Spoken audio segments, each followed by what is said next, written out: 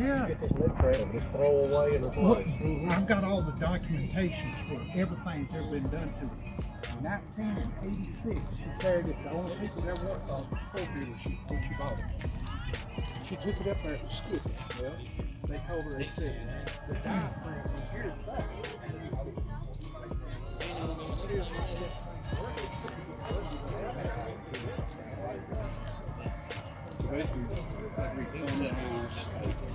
Air conditioning, I didn't and air conditioning, blah blah blah.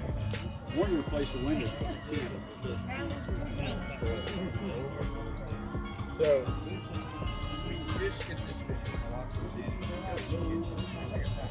First time.